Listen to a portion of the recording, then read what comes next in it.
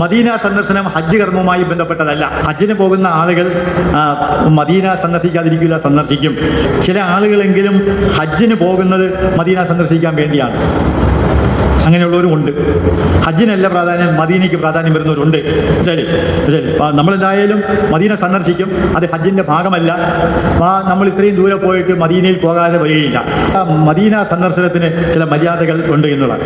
ഒന്ന്, മദീന സന്ദർശനം ഹജ്ജ് കർമ്മവുമായി ബന്ധപ്പെട്ടതല്ല. തിരുത്തി നല്ലതുപോലെ മനസ്സിലാക്കണം.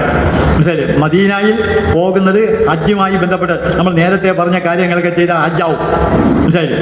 ആ മദീനയിൽ പോയില്ലെന്ന് വിചാരിച്ച് ഒരു തകരാറുമില്ല. മനസ്സിലായില്ലേ? ഹജ്ജ് യാത്രയിൽ സൗകര്യപ്പെടുന്നതിനാൽ ചരിത്ര പ്രാധാന്യമുള്ള സ്ഥലങ്ങൾ സന്ദർശിക്കുകയാണ് ചെയ്യുന്നത്. അതാണ് അതിനുള്ള ഉദ്ദേശം. വലിയ പ്രാധാന്യമുള്ള സ്ഥലമാണ് മദീന പള്ളി.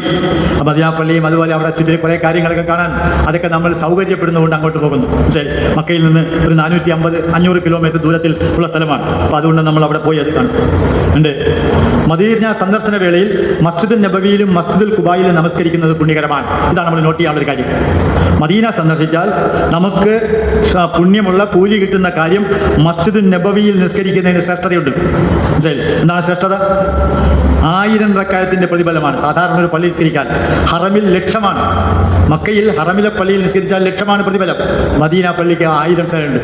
അതുപോലെ നബി സല്ലല്ലാഹു അലൈഹി വസല്ലം ആദ്യമായി മദീനയിൽ ഹിജ്റ പോയപ്പോൾ ഉണ്ടാക്കിയ പള്ളിയാണ് മസ്ജിദുൽ ഖുബ. നമുക്ക് ആ ഖുബയിൽ നമസ്കരിക്കുന്നത് അത് ഒരു ഉംറ ചെയ്ത കൂലിയുണ്ട് എന്നാണ്. അതുകൊണ്ട് സന്ദർശിക്കുന്ന കൂട്ടത്തിൽ നിർബന്ധമില്ല, ഒരു പുണ്യകരമായ പ്രവർത്തനം എന്നുള്ള നിലയിൽ മസ്ജിദുൽ നബവിയിൽ നമസ്കരിക്കാം, അതുപോലെ മസ്ജിദുൽ ഖുബായിൽ നമസ്കരിക്കാം.